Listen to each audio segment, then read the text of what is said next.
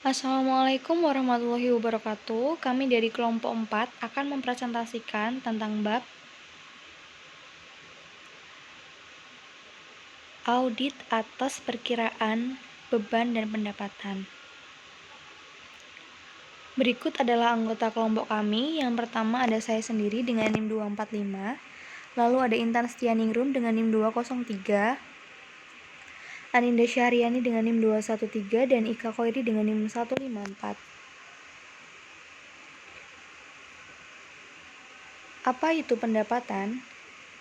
Pengertian pendapatan adalah kenaikan atau pertambahan laba yang berasal dari kegiatan utama perusahaan.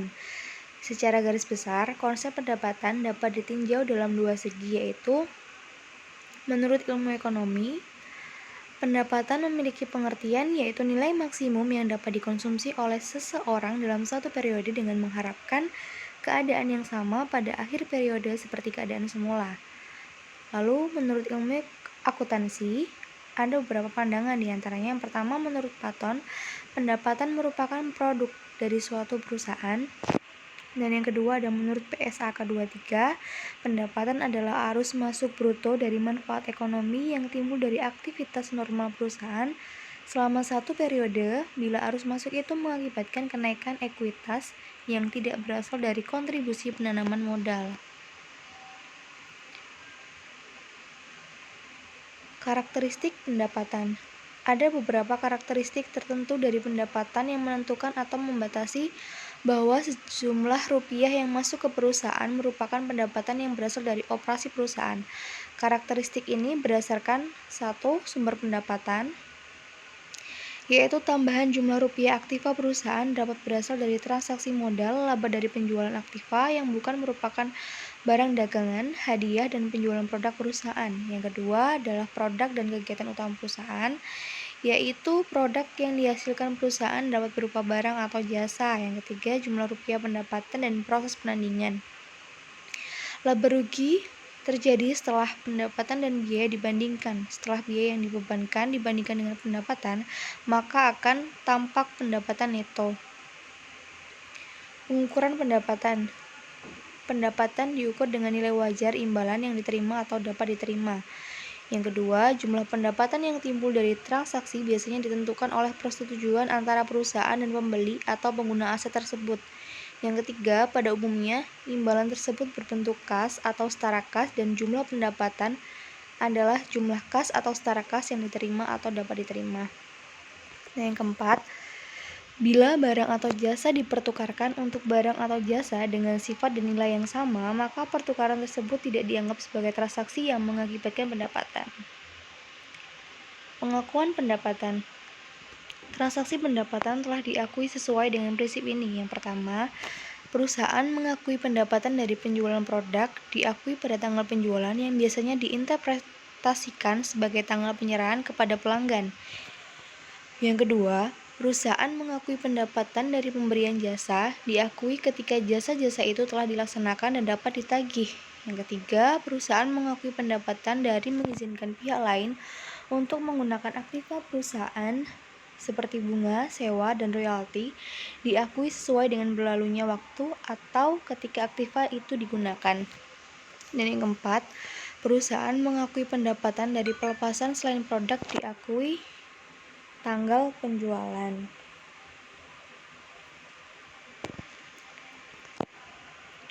Apa itu beban?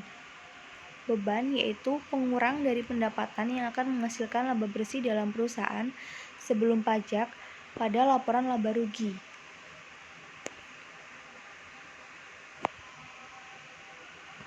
Karakteristik beban. Yang pertama ada penurunan aktiva.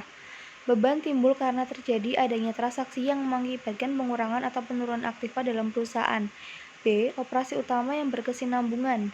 Kegiatan utama perusahaan adalah yang berkaitan dengan proses produksi dan pengiriman barang. Yang ketiga, kenaikan kewajiban. Semua hal yang keluar untuk kepentingan proses produksi dan pengiriman perusahaan secara terus-menerus dinyatakan sebagai beban. Dengan demikian, beban dalam kurung produksi dan pengiriman barang harus timbul dengan kenaikan kewajiban.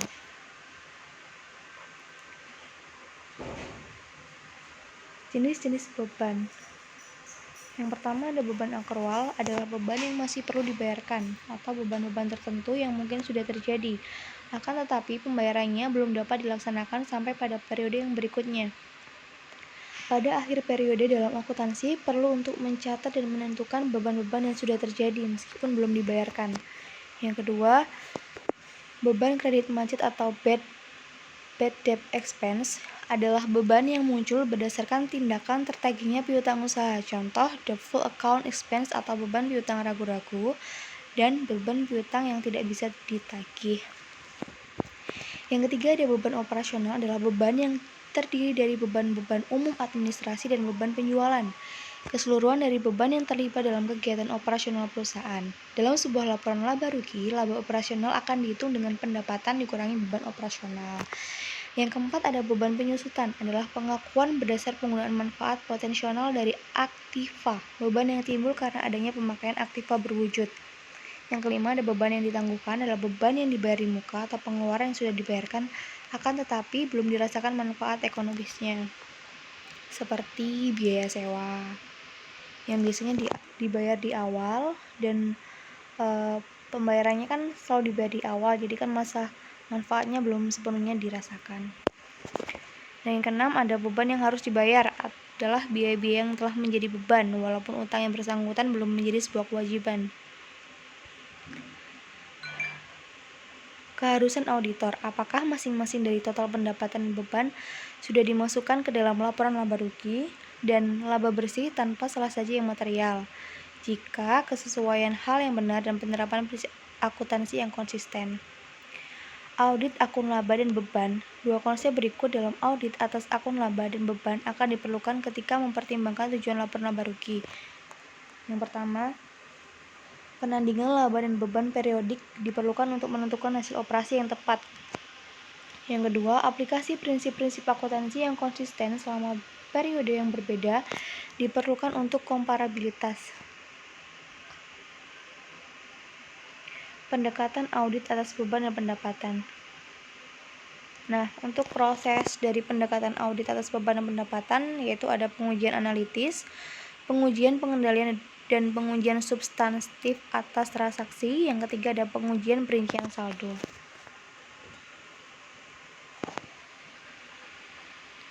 Pengujian analitis, prosedur analitis membandingkan beban individual dengan beban tahun sebelumnya. Salah saji yang mungkin terjadi yaitu lebih saji atau kurang saji pada saldo akun beban. Yang kedua, prosedur analitis membandingkan aset individual dan saldo utang dengan tahun sebelumnya. Salah saji yang mungkin terjadi, lebih saji atau kurang saji akun neraca yang mempengaruhi akun laporan laba rugi. Misalnya, salah saji persediaan mempengaruhi harga pokok penjualan. Proses analitis membandingkan beban individual anggaran. Salah sajinya yaitu salah saji akun beban dan neraca terkait. Membandingkan presentasi laba kotor dengan tahun sebelumnya. Salah saji harga pokok penjualan dan persediaan. Membandingkan rasio perputaran persediaan dengan tahun sebelumnya. Salah saji harga pokok penjualan dan persediaan. Membandingkan beban asuransi dibayar di muka dengan tahun sebelumnya. Salah saji beban asuransi dan asuransi dibayar di muka. Membandingkan beban komisi dibagi dengan penjualan dengan rasio tahun sebelumnya. Salah saji beban komisi dan komisi akurat. Membandingkan beban manufaktur individual dibagi biaya total manufaktur dengan rasio tahun sebelumnya. Salah saji beban manufaktur individual dan akun neraca yang terkait. Pengujian, pengendalian, dan pengujian substantif atas transaksi. Baik pengujian pengendalian maupun pengujian substantif atas transaksi berdampak simultan terhadap verifikasi akun neraca dan laporan laba rugi. Yang kedua, tujuan terpenting dalam melakukan verifikasi akun laporan laba rugi dalam setiap siklus transaksi adalah untuk mendapat kepemahaman mengenai pengendalian internal dan pengujian terkait pengendalian dan substantif atas transaksi. Perincian saldo akun dikurangi analisis beban. Auditor harus menganalisis jumlah yang termasuk dalam akun laporan laba rugi meskipun pengujian telah dilakukan yaitu dengan perincian saldo alokasi. Beberapa akun dihasilkan dari alokasi data akuntansi, bukan transaksi real. Pengujian batas rincian saldo analisis beban. Auditor harus menganalisis jumlah yang tercantum dalam akun laporan laba rugi tertentu, walaupun pengujian yang telah disinggung sebelumnya sudah dilakukan. Analisis akun beban melibatkan pemeriksaan auditor terhadap pendokumentasian yang mendasari setiap transaksi dan jumlah yang terdiri dari rincian total akun beban. Dokumen itu sejenis dengan yang digunakan untuk memeriksa transaksi sebagai bagian dari pengujian transaksi. Akuisisi termasuk faktur, laporan penerimaan, pesanan pembelian, dan kontrak. Meskipun analisis akun beban berfokus pada transaksi, pengujian tersebut berbeda dengan pengujian pengendalian dan pengujian substantif atas transaksi. Pengujian pengendalian dan pengujian substantif atas transaksi ditunjukkan untuk menilai risiko pengendalian karena pengujian tersebut menggunakan kelas transaksi seperti akuisisi sehingga melibatkan banyak akun yang berbeda. Dengan asumsi pengujian pengendalian dan pengujian substantif atas transaksi memberikan hasil yang memuaskan. Umumnya auditor membatasi analisis beban pada akun-akun tersebut dengan kemungkinan adanya salah saji uji material yang tinggi. Sebagai contoh, auditor seringkali menganalisis yang pertama ada akun beban reparasi atau pemeliharaan untuk menentukan apakah mereka telah mencantumkan transaksi properti, pabrik, dan peralatan. Yang kedua, beban sewa dan lease guna menentukan kebutuhan untuk mengkapitalisasi lease.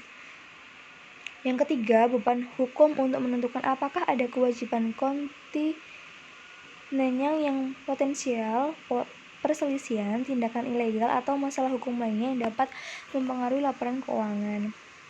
Pengujian atas rincian saldo akun alokasi. Beberapa akun beban berasal dari alokasi, data akuntansi, dan bukan dari transaksi diskret.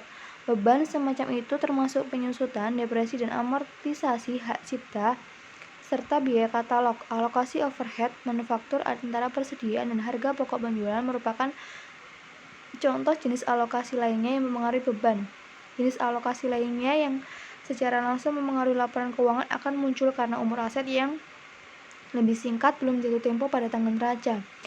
Dalam mengaudit alokasi pengeluaran seperti asuransi dibayar di muka dan overhead manufaktur, dua pertimbangan yang paling penting mengacu pada standar akuntansi dan konsistensi dengan periode sebelumnya. Dua prosedur audit yang paling penting untuk mengaudit alokasi adalah pengujian atas kelayakan secara keseluruhan dengan menggunakan prosedur analitis dan perhitungan ulang hasil klien. Biasanya auditor melaksanakan pengujian tersebut sebagai bagian dari audit atas akun aset atau kewajiban terkait. Hal ini meliputi memverifikasi beban penyusutan sebagai bagian dari audit properti, pabrik, dan peralatan, pengujian amortisasi paten sebagai dari memverifikasi paten baru atau pelepasan paten yang ada, dan memverifikasi alokasi antara persediaan serta harga pokok penjualan sebagai bagian dari audit pelepasan. Sekian presentasi dari kelompok kami. Apabila ada salah kata, mohon dimaafkan. Wassalamualaikum warahmatullahi wabarakatuh.